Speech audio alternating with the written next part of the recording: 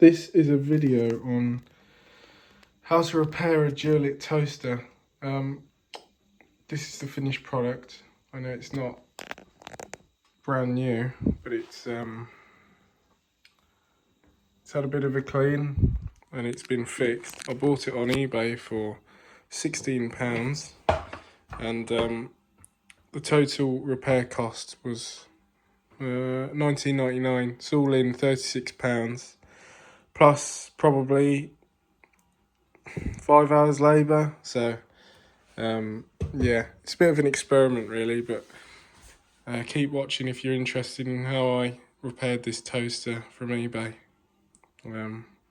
Yeah, it's a present for my father for Christmas. His toaster's packed up and I was looking for something that was British made and repairable, and I think this is and also energy saving. Look, you can select different amounts of bread you'd like to toast, so yeah, stay tuned if you're interested. So I'm going to start by taking the screws off the bottom to get into it. I'm not sure if this has been messed with because it looks like someone's tried to get in here before. As you probably already know, adjustable foot on one, so if you've got your uneven surface, you can level the toaster up. Interesting, hand built in Britain by Barry, so let's see. That's interesting. This may well have blown the fuse. However, it could just be because the element's gone down to earth, so I'm not going to fire another fuse in there just for the sake of blowing it up without checking out the toaster first. So I'm going to take these screws out and see what's going on. So with my multimeter set to resistance with the audible tone to signify continuity, I can verify that the toaster is earthed through the chassis, and these are your live element bars. So these are the live terminals for the toaster, which obviously it also has to have a neutral link. And I've just gone across all these heaters to earth, to the chassis, and I'm not picking up any earth faults. So if the element has gone down,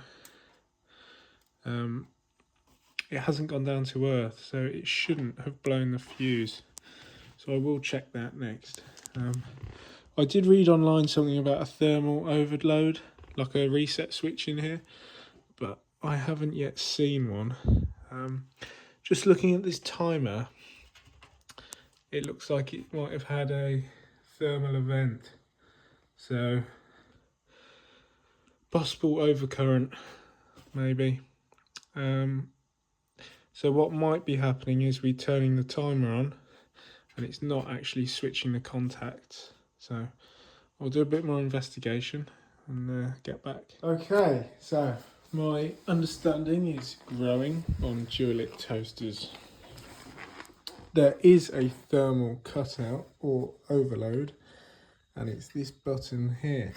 This switch, if you like, it's a make and break switch, is closed circuit, so it didn't need resetting, and this is the neutral. So essentially, if any one of these elements draws too much current, goes to ground, it's almost like a Klickson. If it pulls too much current, this will spring out and cut the circuit, so the toaster knows something's wrong. This is in addition to this fuse. I don't know what takes more. Probably the fuse, so this will probably go at less current. Anyway, this is fine. This is a permanent feed of 240 volts from the timer. So in other words, no matter what this switch is set to, you're always going to have your two toaster slots on, and that's because this is directly fed off this timer switch.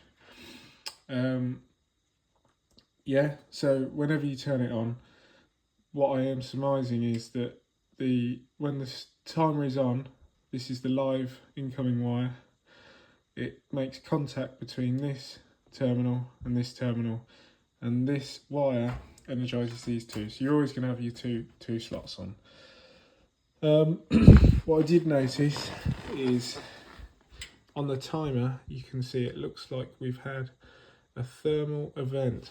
So with my meter, if I turn the timer on like this, is that the right way? Yeah, so if I test for continuity between here, which is the neutral, and the neutral, I get continuity when the timer's on. If I check between this live incoming 230 volts and the outgoing, I've got like meg ohms. So it's essentially open circuit, and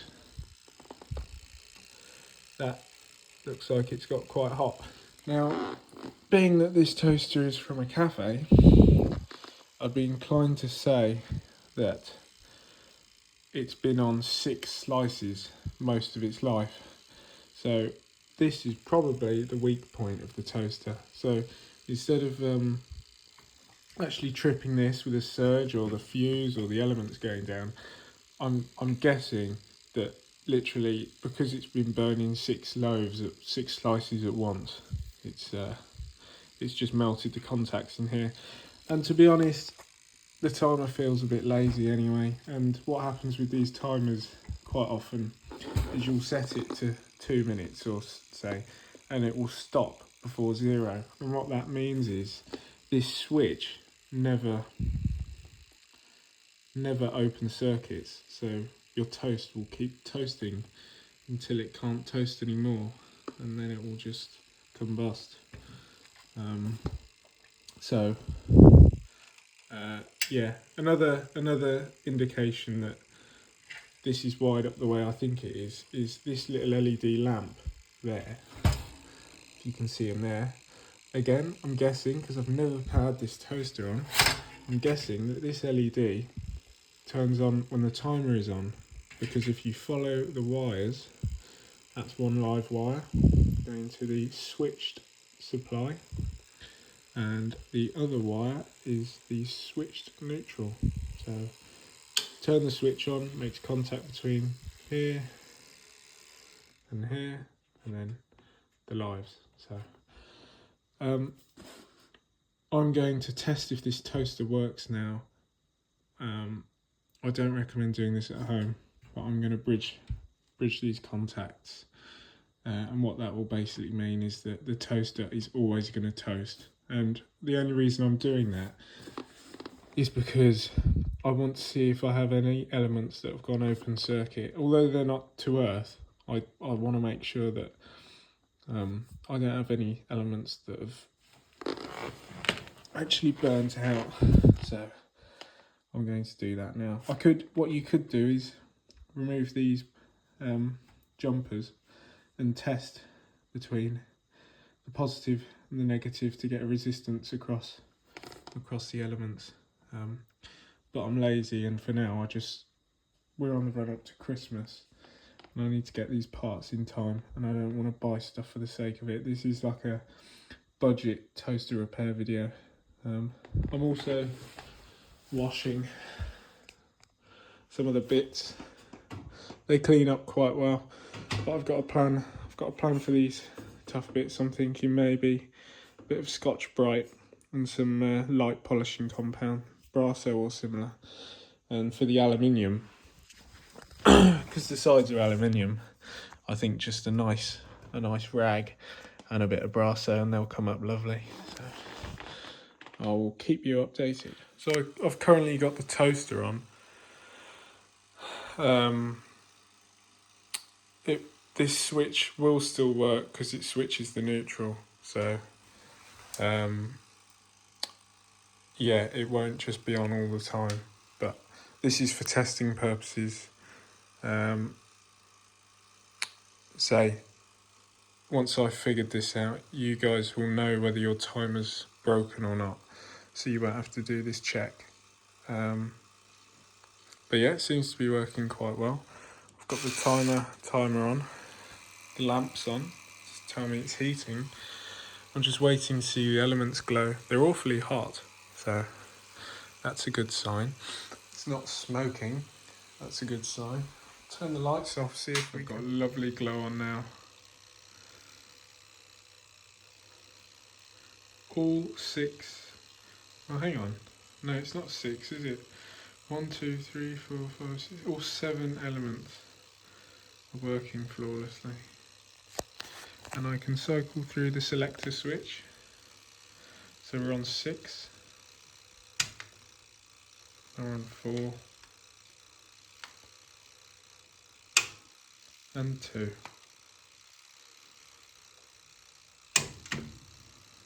This is brilliant. Okay, so it's off test now. It's wired back as it was. So just to clarify, the fault with this toaster, the reason it being £16 was this switch was broken, the timer. When you turn it on, you should be getting continuity between here and here, and it's not. The neutral was working because I checked that when I linked the lives across. It still wouldn't work, so the neutral switching obviously works. Yeah, I thought this might be a bit more involved, but I suppose it's just a testament to this dualit firm. All the elements are working fine. So what I'm going to do now is take it apart as best I can, clean it all up, get all the breadcrumb out, and order a new timer. This is I think they call it an MI2 type timer. This is the older style timer, mechanical timer, but it's also used on the 6-slot toasters. So I'd guess that the 6-slot toaster, because it draws more current, they use the older timer. It can probably flow more current. So yeah, we'll get one of these ordered. I would buy it direct from Dualit because I'd like to support British manufacturing, but they're currently out of stock. So I found one on eBay for £19.99. It's a genuine, so hopefully that should still help them out. So hopefully this is going to cost in total £36. And of course the time, just to give it a quick clean. But to be honest, it's coming up pretty well anyway. Stainless steel and aluminium, brilliant materials. So yeah, I'm also might clean these jumpers up. But yeah, I'll other than that, it's a reversal of the disassembly, just with some minor polishing and fettling. So I'll catch up with you when it's all done and dusted. I'll show you some polishing tips. I'll give you some feedback on what works and what doesn't. So I'm going to try polishing this aluminium plate now. I'm going to try this compound here, and I'm just going to put it on this mop on the bench grinder and see how well it comes up. You get the sides off by removing, there's 2 screws either side. This side's going to be a bit more tricky because obviously all the electrical gubbins are attached, so just something to bear in mind.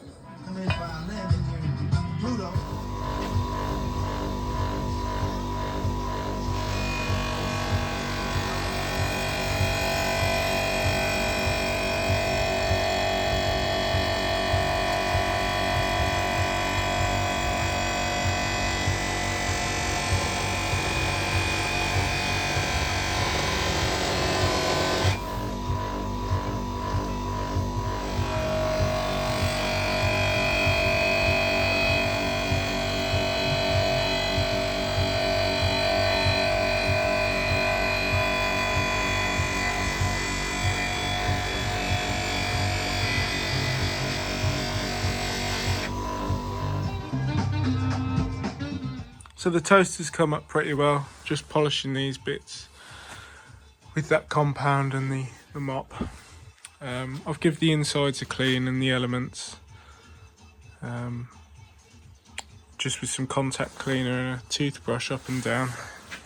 I'm now moving on to this top plate to get these sort of marks out. I'm going to try something soft like this Scotch Brite. A lot of people online have used wire wool, but I think that's how you get these micro scratches. I'll probably still get them, but we'll see how we go.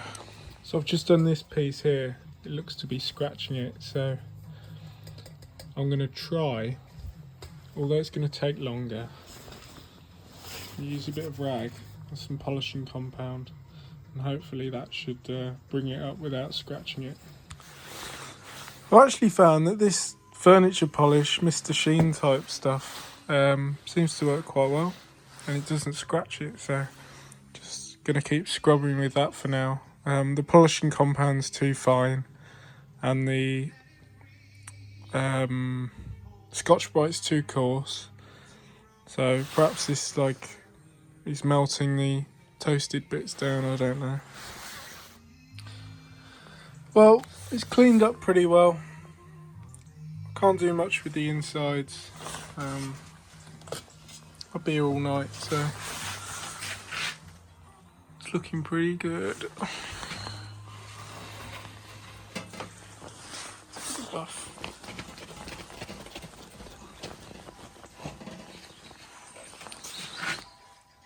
Yeah, it's come up well.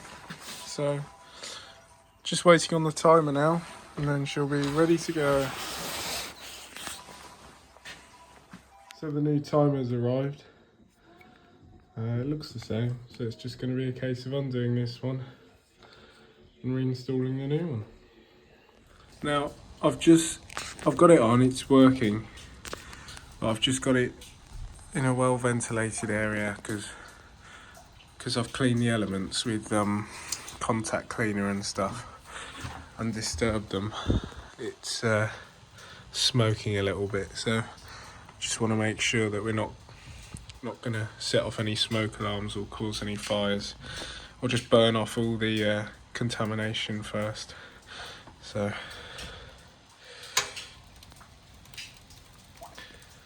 see all that starting to smoke. There is a chance that from disturbing the elements I've broken one, but hopefully not. I was pretty careful, so we'll see what happens. Well, I've brought it back in, stopped smoking, which is good. Just got the timer on.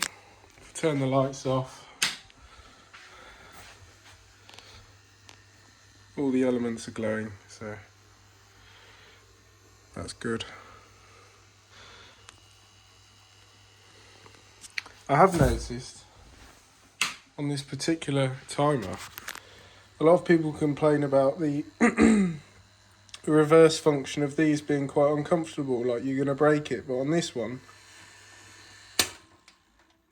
it feels, it feels okay, almost as if they've put like a clutch in there, or perhaps just new ones.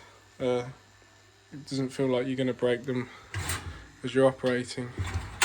But overall, I'm happy with this. Seems to be working quite well.